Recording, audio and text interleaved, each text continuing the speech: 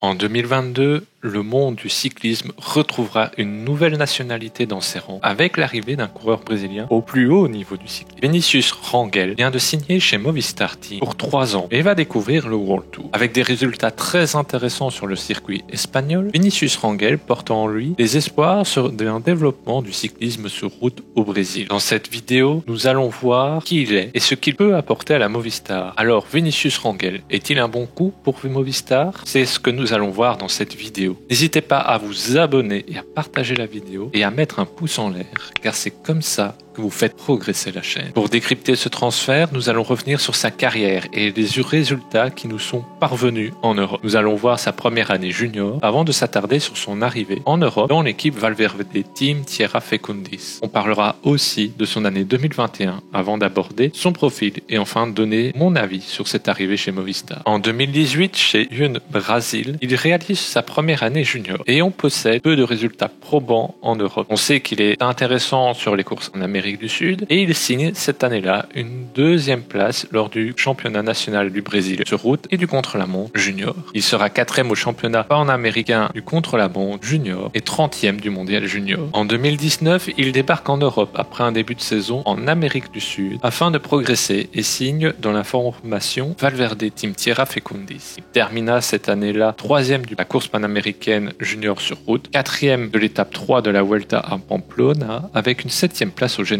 Il est aussi 9e de l'étape 1 de la Vuelta à Ribera del Duero, fini à la 56e place. Il termine la saison avec une 48e place du mondial junior sur route. En 2020, sa saison est très fortement impactée par le Covid. Il finit 10e de l'étape 2 du Giro del Sol, San Juan. Il est ensuite aligné sur la Vuelta à San Juan en étant offensif, terminant une 5e place au classement des jeunes et 26e au classement général. On note aussi une 18e place du Trofeo Guerrita sur cette année malmenée par la Covid. En 2021, il décide de faire son retour au Brésil afin de rouler et engranger les courses. Il signe chez Telecom On Clima Osascons. Il termine alors 4e du GP Velo Oste avant de s'aligner sur la Volta à Goiás, où il finit 3e de l'étape 3 et 5 et 6e de l'étape 6 avec une 2e place au général. Il continue sa saison au Brésil en finissant 6e de Lanes Boulahari Istuluzia Arret Xabaleta, 11e du Lodio Sarial Lodio, 2e du Grand Prix San Roque Garros Villas. Il signera aussi une 12e place sur le San Bartolomé Sari Naguzia Guernica et 8e du San Bartolomé Saria Zegama. Il retourne ensuite en Europe pour courir les courses sur les routes espagnoles. En Espagne, il signe rapidement de beaux résultats avec une 2e place sur les étapes 1 et 2 et une 5e place lors de l'étape 3 de la Vuelta à Cantabria qui possède un profil montagneux. Il remporte le classement par points du meilleur jeune et le classement général sans toutefois avoir une victoire d'étape. Il enchaîne ensuite avec 2 victoires d'étape sur l'étape 2 et 3 de la Vuelta à Salamanca où il remporte une nouvelle fois le classement par points des jeunes et général. Il termine cette saison chez les espoirs avec une 9e place lors des championnats du monde U23 à Leuven. Et enfin, une 7e place lors du Challenge Vuelta al Tajo. Maintenant que l'on a retracé sa carrière et surtout ces 2 dernières années avec les courses sur le sol espagnol ou la Vuelta San Juan, parlons un peu de son profil à Vinícius Rangel. Avec assez peu de matière, on peut néanmoins voir qu'il a été un des meilleurs juniors d'Amérique du Sud en 2019. Cela lui a permis d'arriver en Espagne et d'être rapidement suivi par une Zoé et la Movistar. Quand on regarde un peu plus son profil, on peut voir qu'il est à l'aise sur les étapes difficiles et surtout montagneuses. On est face à un grimpeur très intéressant, mais pas puisqu'il est aussi placé sur les arrivées en petit comité sur les étapes difficiles. Donc il possède aussi une belle pointe de vitesse qui lui permet d'être assez redoutable. Et on notera que l'on peut transformer cette pointe de vitesse en punch et avoir un profil à la Roglic qui est bon grimpeur avec un finish très impressionnant. Il est aussi très complet, passant le pavé, même si on en verra moins flandrien. Et surtout, ce n'est pas un coureur mauvais au contre-la-montre. C'est même un bon rouleur, mais ses références, elles ne sont qu'en Amérique du Sud et pas sur le circuit international ou européen qui pourrait être plus relevé et donc donner de meilleures informations. Donc pour résumer, on est face à un coureur qui a pour principale qualité des qualités de grimpeur et donc potentiellement un coureur de général avec une bonne pointe de vitesse et des qualités qualité de rouleur à confirmer. Quand on lit ce profil, je pourrais dire qu'il se rapprochera peut-être d'un certain Alejandro Valverde chez Movistar, avec plus de qualité de grimpeur que l'Espagnol, je trouve, moins puncher avec une pointe de vitesse peut-être en commun, et des qualités pas mauvaises en contre-la-montre. Après, il faudra voir si Vinícius Rangel aura la capacité d'atteindre le niveau de Valverde, mais dans le profil, c'est sûrement des coureurs semblables qui n'évolueront peut-être pas à un niveau similaire. Maintenant que l'on a établi qu'on était face à un coureur complet plutôt grimpeur avec une pointe de vitesse intéressante, je vais donner mon avis sur cette arrivée chez Movistar. Ce que l'on peut dire, c'est que c'est un transfert qui s'inscrit dans la volonté de mimétisme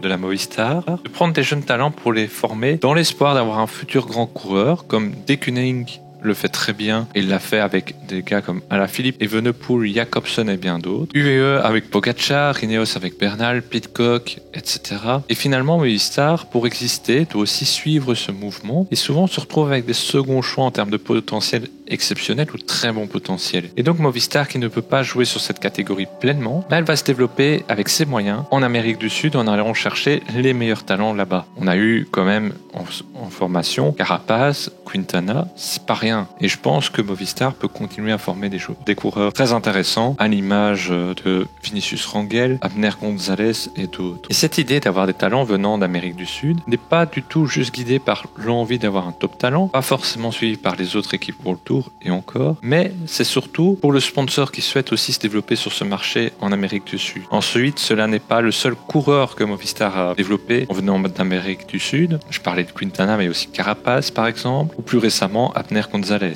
champion de Puerto Rico qui est arrivé au même âge que Vinícius Rangel et qui performe déjà dans sa nouvelle équipe dans des courses plutôt de deuxième zone, mais qui est quand même très intéressant. Et c'est là-dessus que je me suis construit un avis plutôt positif sur ce transfert. C'est qu'on est face à une équipe qui sait gérer les coureurs sud-américains et les mettre en confiance, mais aussi et surtout une équipe qui a un plan pour les faire grandir, comme Abner González, et pas forcément les mettre sur toutes les grandes épreuves et les cramer rapidement pour avoir justement cette période d'adaptation. Si on regarde González, c'est une régularité très bonne sur des courses plutôt de troisième et second plan, mais avec déjà quelques participations au World Tour sur les exigeantes de Strade Bianche par exemple. Et des résultats encourageants sur parler d'une certaine présence offensive du coureur. Et si Movistar crée un plan pour ramener Rangel d'ici 2-3 ans et être performant sur les classements généraux en World Tour et continuer à le développer, je pense qu'on aurait alors là le transfert idéal pour les deux parties. Mais il faut aussi ajouter que González avait plus de références internationales que Rangel, mais Rangel semble avoir passé un cap très intéressant en 2021 avec son retour en Espagne et les championnats du monde qui furent très bons quand même, 9e place. On rajoutera que le potentiel et le profil de Vinícius Rangel matchent très bien avec ce que la Movistar sait faire en termes de développement, puisque c'est une équipe qui est plutôt connue pour ses capacités en montagne, ou encore dans les étapes compliquées, plutôt que par ses sprinteurs ou flandriens qui ne sont pas vraiment des profils recherchés par la Movistar, même si on peut noter ces dernières années la présence de Rouland, Jacobs et d'autres. Donc globalement, je pense que c'est une très bonne chose pour les deux parties, même si on peut émettre un doute sur le fait que c'est risqué de parier sur un jeune. Mais surtout qu'à côté de Movistar, a du mal à convaincre l'éditeur sud-américain de rester ou de venir, surtout que l'épisode Lopez rajoutait du grain à moudre, pas forcément positivement sur l'image de la Movistar. Pour conclure cette vidéo, je suis ravi d'avoir une nouvelle nationalité arrivée dans le World Tour et surtout un potentiel très beau qui pourrait convenir parfaitement à la mentalité Movistar et aux qualités de l'équipe, à savoir des qualités de grimpeur puncher. Ensuite, si l'arrivée de Vinícius Rangel et d'un jeune talent s'inscrit dans une volonté de repérer les meilleurs jeunes le plus rapidement possible, on peut aussi clairement noter que son talent devrait lui permettre de le développer tranquillement avec un programme sûrement similaire à celui d'Abner González dans l'idée. Donc le choix de Vinícius Rangel pour Movistar et le choix de Movistar pour le coureur est donc sûrement le bon et on le verra rapidement si cela se confirme dans les faits ou pas. Alors, et vous, que pensez-vous de l'arrivée de Vinícius Rangel chez Movistar? Pensez-vous que son arrivée dans les très hauts niveaux du cyclisme va permettre de le développer, notamment le cyclisme sur route au Brésil? Pensez-vous que l'on aura rapidement Vinícius Rangel sur le devant de la scène ou plutôt une progression lente et à petits pas? Dites-moi tout ça en commentaire et n'hésitez pas à développer d'autres questions. Alors avant de se quitter, je m'excuse pour les nombreuses photos qui sont apparues durant cette vidéo, souvent similaires. C'est tout simplement parce qu'il y avait très peu de photos de bonne qualité du coureur. Voilà. En tout cas, n'hésitez pas à vous abonner, à partager la vidéo et à mettre des pouces en l'air. Cela permet de faire avancer la chaîne, comme toujours. Pour nous, on se dit à très bientôt pour une prochaine vidéo d'analyse de transfert, de décryptage, de carrière ou encore d'une analyse toute simple.